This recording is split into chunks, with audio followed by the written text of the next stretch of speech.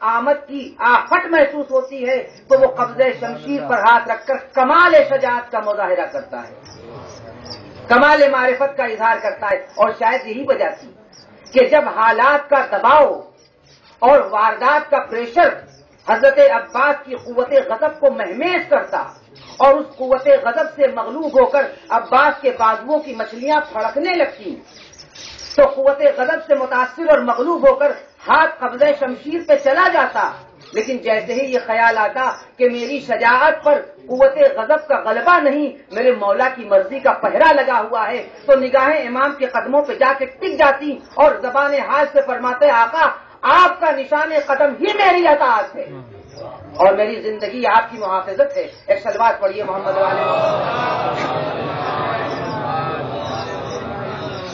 ایسی حیرت انگیز معرفت اور ایسی حیرت انگیز وسعت نظر اور ایسا استعجاب پیدا کر دینے والا کردار کہ جہاں صف معصوم اور صف غیر معصوم میں کوئی فرق نظر نہیں آتا۔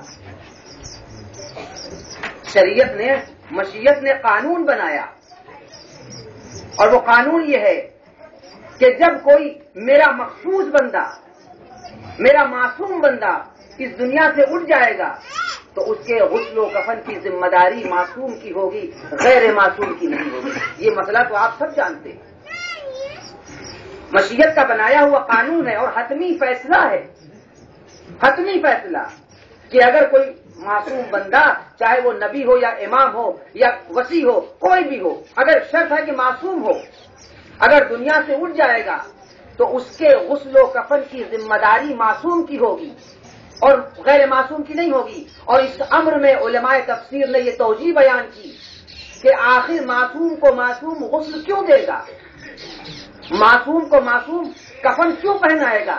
علماء تفسیر نے یہ تفسیر بیان کی کہ چونکہ حیات مادی کے سلسلے کے منقطع ہو جانے کے بعد نور اپنی اصلی حالت میں آ جاتا ہے۔ توجہ فرمائیے گا، معصوم کا نور اپنی اصلی حالت میں آ جاتا ہے اور جسد خاکی نور مجسم میں منتقل ہو جاتا ہے، تبدیل ہو جاتا ہے۔ لہذا اس نور مجسم کے مشاہدے کی تاب معصوم آنکھوں کو تو ہو سکتی ہے، غیر معصوم آنکھوں کو نہیں ہو سکتی۔ صلوات پڑھیے محمد علیہ محمد۔ یہ شریعت کا قانون ہے، اس میں کسی کو اختلاف نہیں۔ جب کوئی معصوم دنیا سے اٹھ جائے گا تو اس کا جسد اطہر اور جسد خاکی نور میں منتقل ہو جائے گا اور اس نور مجسم کے مشاہدے کی تاب معصوم آنکھوں کو ہوگی مگر غیر معصوم آنکھوں کو نہیں ہوگی۔ جب پیغمبر اسلام کو امیر المومنین غسل دے رہے تھے تو فضل ابن عباس نے کہا یا رسول اللہ، یا علی، کیا میں آپ کے ساتھ غسل رسالت مآب میں شریک ہو سکتا ہوں؟ تو علی تو معصوم تھے اور فضل ابن عباس غیر معصوم تھے مگر علی ان کا احترام کرتے تھے۔ انہوں نے فرمایا اگر آپ غسل پیغمبر اسلام میں شامل ہونا چاہتے ہیں تو میں آپ کے احترام میں آپ کو منع تو نہیں کر سکتا، لیکن آپ کو ایک احتیاط برتنی پڑے گی۔ انہوں نے فرمایا کیسی احتیاط؟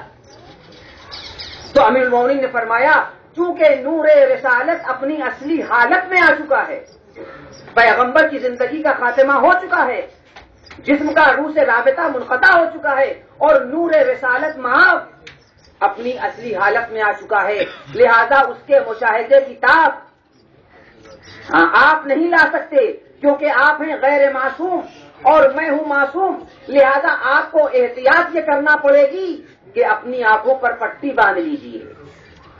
اگر بے خیالی میں آپ کی نگاہ جسد پیغمبر پہ پڑ گئی تو قدرت آپ کی بینائی کو سلب کر لے گی۔ توجہ رکھیے گا ارباب کرم، قدرت آپ کی بینائی کو سلب کر لے گی۔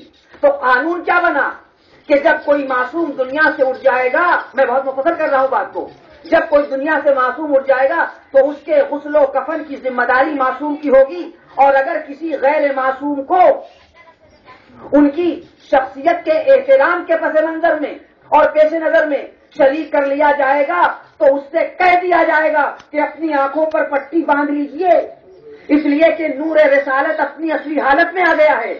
ابن عباس سے کہا گیا اپنی آنکھوں پر پٹی باندھ لیجئے، اگر بے خیالی میں نگاہ پڑ گئی جسد پیغمبر پر تو بینائی مشیت سلب کر لے گی، مشیت سلب کر لے گی. توجہ رکھیے گا لفظوں پر، مشیت آپ کی بینائی سلب کر لے گی، اس لیے کہ مشیت کو یہ گوارا نہیں کہ میرے نور مجسم کو غیر معصوم آنکھیں دیکھیں. لیکن جب یہی تاریخ آگے بڑھی اور امام حسن کو امام حسین غسل دے رہے تھے اور حضرت عباس پردے کے اس طرف کھڑے ہوئے انتظار کر رہے تھے کہ جب آقا بھیا حسن کو غسل دے دیں، کفن پہنا دیں تو میں آخری رخصت کے لیے حاضر ہو جاؤں. امام کو غسل دیتے دیتے جیسے کچھ یاد آ گیا. توجہ رکھیے گا، جیسے ہی امام کو کچھ یاد آیا، اب یہ علماء تفسیر نے لکھا ہے کہ جیسے ہی امام کو کچھ یاد آیا، امام نے غسل کا سلسلہ ترک کیا، پردے کو اٹھا کے پردے کے باہر تشریف لائے. دیکھا عباس منتظر ہیں. فرمایا بھیا آپ یہاں کیا کر رہے ہیں؟ آپ کا کام تو پردے کے اس طرف ہے. تو ہاتھوں کو جوڑ کر علی کے شیر نے کہا آقا میں جسارت نہیں کر سکتا. اس لیے فرمایا کہ کیوں جسارت نہیں کر سکتے؟ ارے میں تمہارا مقصد حیات میری حفاظت ہے، تمہارا مقصد حیات میری نصرت ہے، میری مدد ہے. میں ایک اہم مہم کو سر کر رہا ہوں اور تم پردے کے اس طرف کھڑے ہوئے ہو. تو فرمایا آقا میں جسارت نہیں کر سکتا. یہ فقرہ بتا رہا ہے کہ کما حقہ حضرت عباس کو عرفان امامت تھا. وہ جانتے تھے کہ اگر میری نگاہ جسد اثر پہ پڑ گئی تو میری بینائی مشیت ظاہر سلب کر لے گی. امام نے فرمایا بھیا آپ کا مقام یہاں نہیں ہے، آپ کی جگہ یہاں نہیں ہے. میں غسل حسن کر رہا ہوں، آپ چلیے میرے ساتھ شریک ہو جائیے.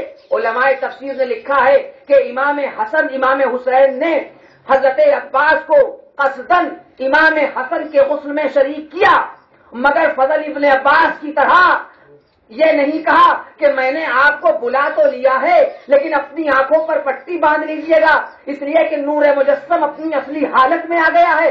اگر بے خیالی میں آپ کی نگاہ پڑ گئی تو آپ کی بینائی زائل ہو جائے گی. علماء تفسیر نے لکھا ہے کہ امام حسن کا، امام حسین کا، امام حضرت عباس کو حسن مجتبی کے غسل میں قصداً بلانا اور کسی قسم کی ہدایت کا نہ کرنا یہ اس بات کی دلیل ہے کہ جس نور مجسم کا مشاہدہ امام حسین کی معصوم آنکھیں کر رہی تھی، اسی نور مجسم کا مشاہدہ عباس کی غیر معصوم آنکھیں کر رہی تھی. صلوات پڑھ دیجیے محمد علیہ محمد.